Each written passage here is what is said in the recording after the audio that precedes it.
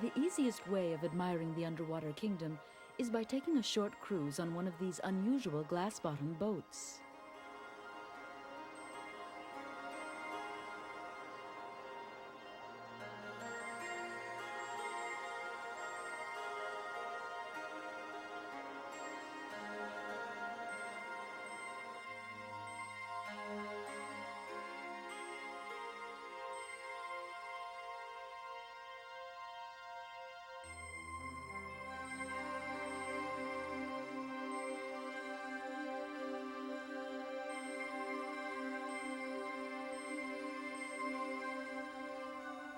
Because of the transparency of the water, sunlight penetrates deep into the ocean, allowing plants to perform photosynthesis. From the surface to a depth of 40 meters, we can find a lush herbatorium of Posidone, an underwater plant which already inhabited the seas 60 million years ago. Posidone is only found in the Mediterranean, where it has always been prized for its many properties. In Italy, fresh Posidone leaves are added to chicken feed to improve the quantity and weight of eggs. In Venice, it's used for wrapping glassware. In Egypt, shoes are made of it, and it's said to be an excellent remedy for a sore throat. Posidone is one of the great riches of the Mediterranean. These herbatoriums are the underwater equivalent of our forests. They produce enormous amounts of oxygen. They provide shelter, spawning grounds, and food for fish.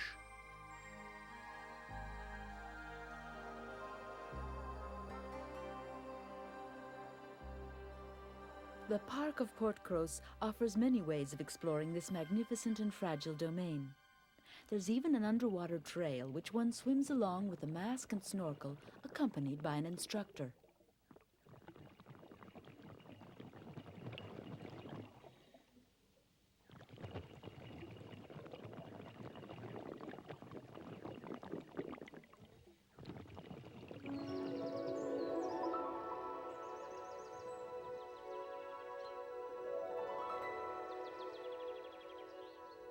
On the surface, a botanical trail helps us appreciate the beauty of the land part of the park. Spring is the best season to enjoy the flora of the island.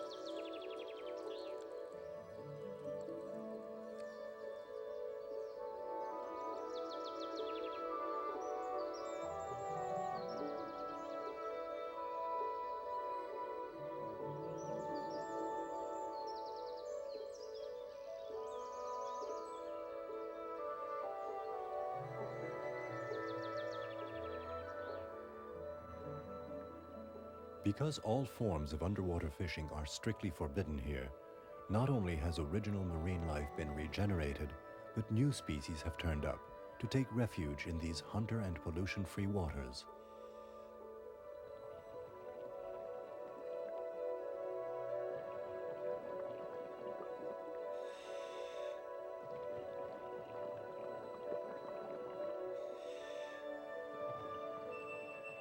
The park administration is attentive in maintaining a natural balance in this fragile environment and constantly diagnoses the situation. The results have been encouraging beyond hope, demonstrating the capacity of nature to self-regenerate, provided it's preserved from further harm.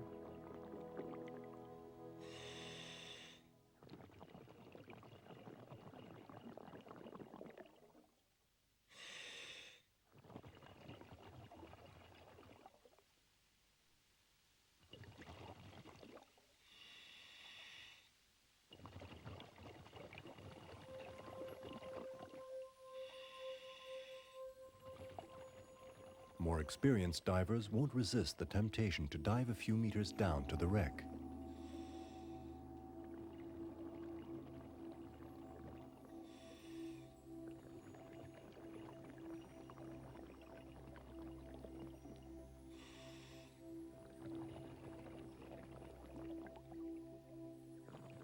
These waters are rich in groupers, corbs, and saberfish, but the most spectacular inhabitants of this rusting carcass are without doubt the conger eels.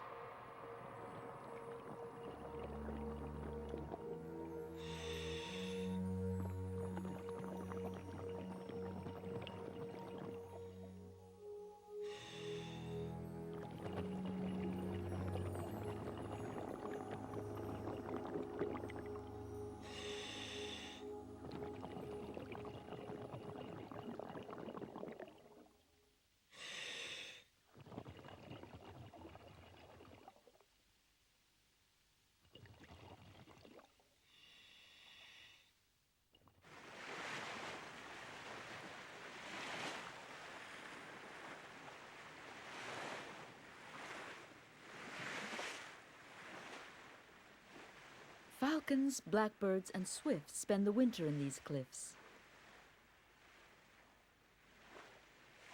In the spring, many migrating species stop off at Port Cros for a short rest before continuing their journey north.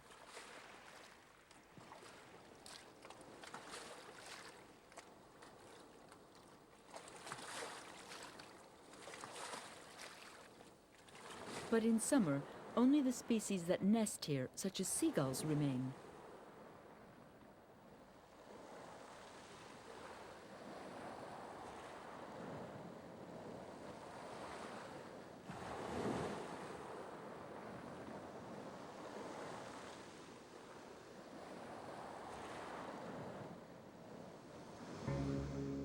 In order to maintain such a quality of environment, to preserve its biological diversity and richness, it is unfortunately not sufficient to let nature take its course.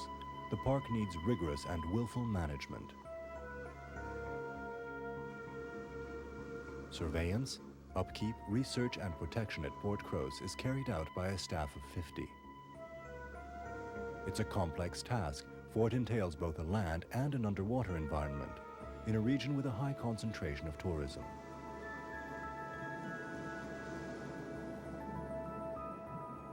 Port Cros becomes more crowded in summer. Launches from the mainland bring tourists who come for day trips. This popularity creates problems and could end up compromising the quality of the environment. Visitors are asked to respect rules based on common sense and regard for nature. Camping is not allowed, and due to the fire hazard, especially when the powerful Mistral wind blows, smoking is forbidden outside the village. The underbrush has been cleared in selected areas to further reduce the risk of fire in this sun-seared little Mediterranean forest. But another danger menaces the island. The appealing shores attract many small boats, almost to the point of saturation. The scraping of the anchors damages the sea bottom, and irresponsible littering leaves up to 2 tons of garbage per hectare.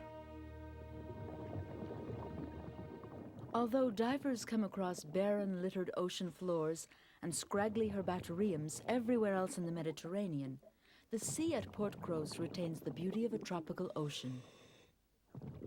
The thriving of the Posidony, which, regardless of its vitality, is very fragile, is a good indicator of the quality of the park's environment.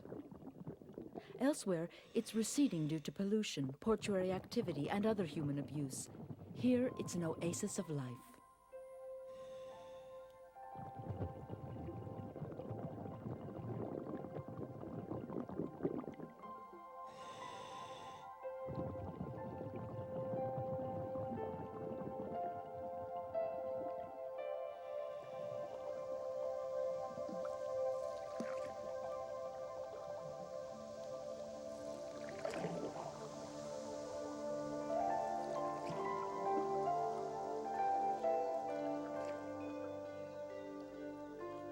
The water here is not as clear as at Port Cros, but just as nourishing, with its abundance of exuberant vegetation.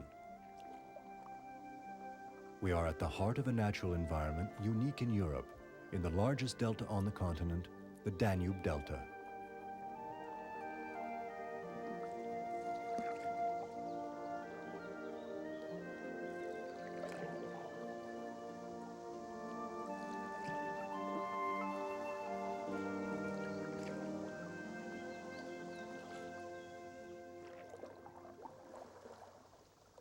The Danube Delta in Romania in Eastern Europe stretches over 5,000 square kilometers. It is 80 kilometers wide at the spot where the Danube River plunges into the Black Sea after a journey of almost 3,000 kilometers.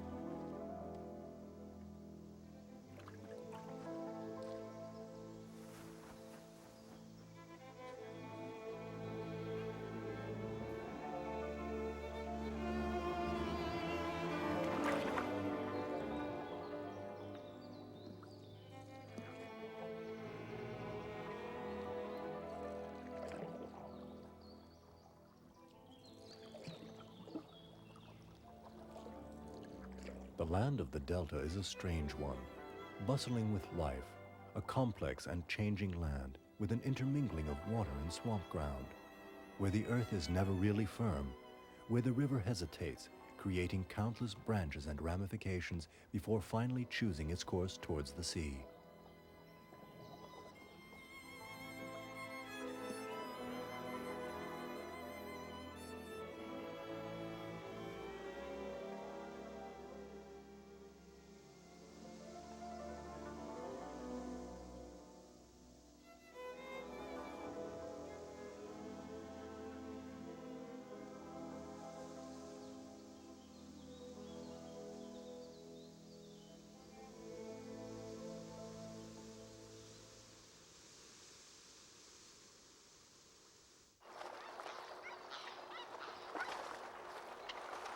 As with Doñana, the geographical location, the expanse, and the complexity of the environment encourage an extraordinary diversity of wildlife unique in Europe.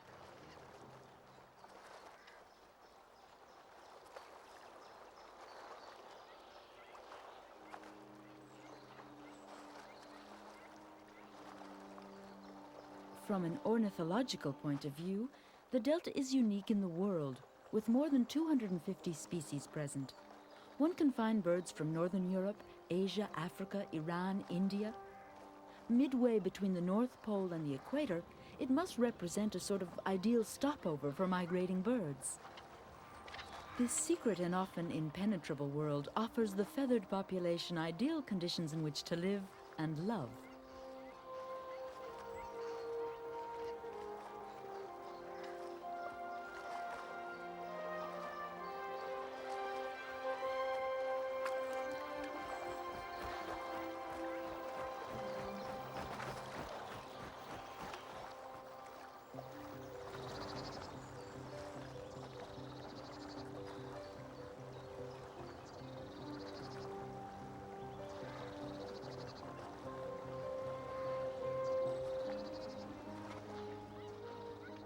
Large cormorants abound in the Delta. They're big eaters, downing several kilos of fish per day, as are the pelicans, who fish in groups.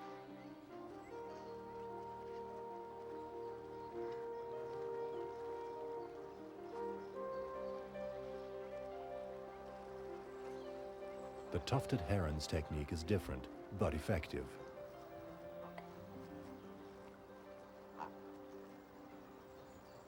The sheer quantity of birds and the size of their appetites, especially those of the cormorants and the pelicans, means that they consume tons of fish every day, and this has caused the human inhabitants of the Delta to question their protection. The Delta itself is not a national park, although it does include 3 large natural reserves. It benefits, however, from a principle of systematic protection of its wildlife. The whole region is a protected natural area where hunting is strictly forbidden.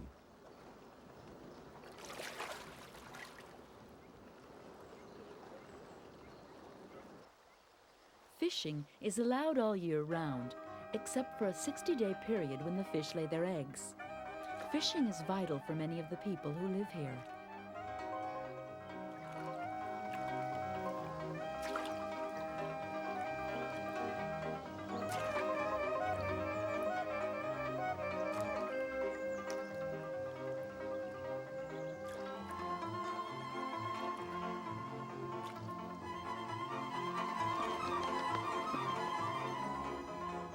fishermen were less than keen when measures were set to protect cormorants. They find that these birds are too numerous, too skilled at fishing, and therefore represent unfair competition.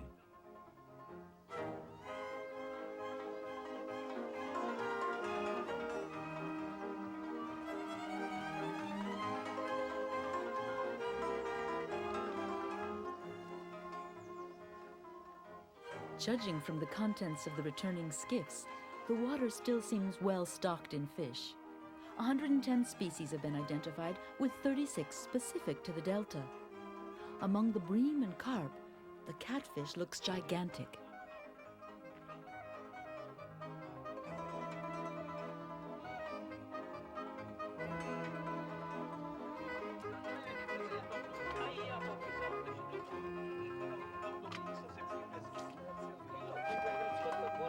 One may be content with a good catch of pike or crayfish, but for the fishermen here, there is but one supreme fish, the king of all fish, the one found in the front part of the delta, the saltwater part, the one that measures over 2 meters, His Majesty the sturgeon.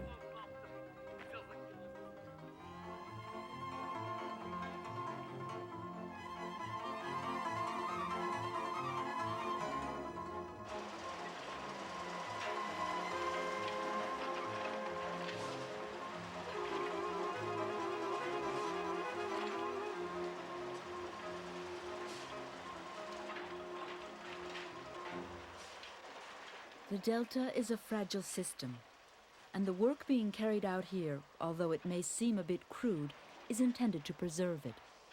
The banks need to be stabilized. Since ancient times, the Danube has been a busy thoroughfare. The small tributaries and large channels are like the many roads of a vital network, where all sorts of crafts provide the only possible means of transportation.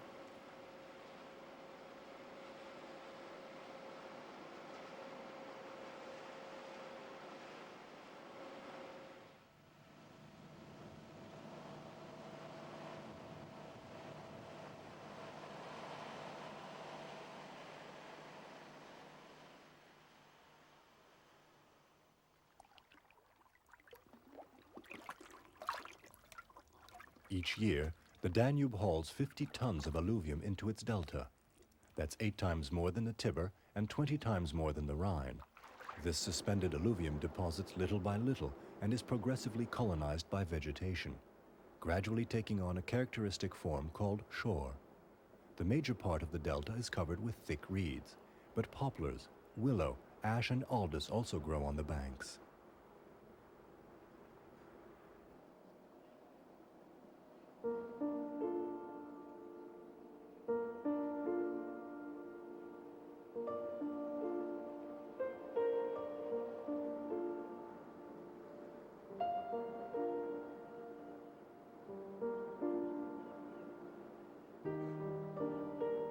Every year, 40 meters of land is added to the delta.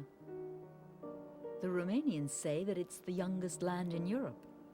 Nonetheless, if the delta keeps getting more and more bogged down in silt and mud, its fragile ecosystem will be in danger.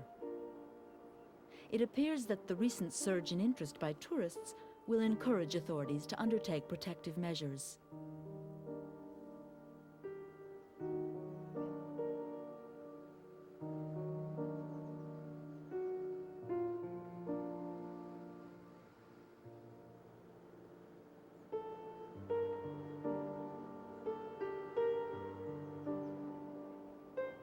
Tourists visit the delta almost exclusively on specially fitted launches, which follow itineraries designed to give a faithful view of the life of the delta.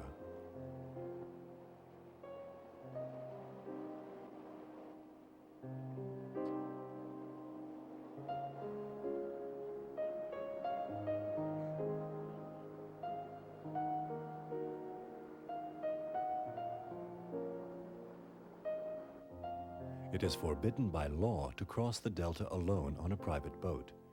Any regrets fade, however, when one sees the incredible labyrinth composed of tributaries of the Danube, lagunas, channels, swamps, and such. Without a guide, it's impossible not to get lost.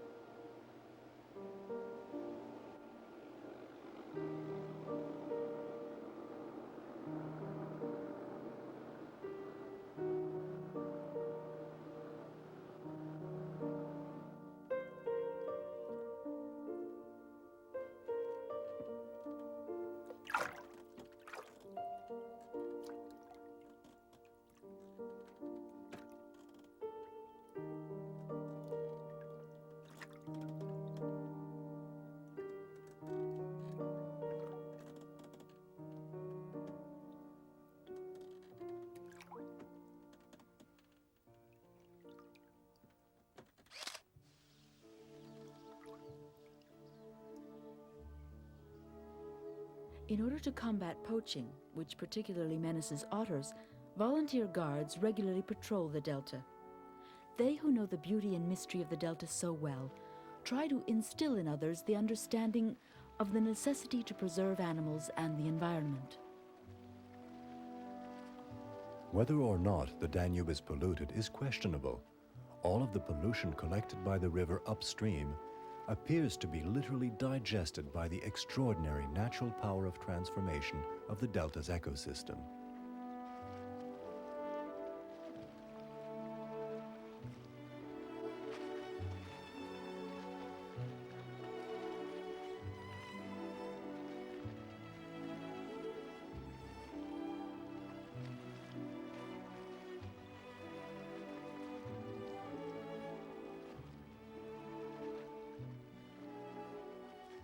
In Romania, pelicans, tufted herons, and swans are called monuments of nature.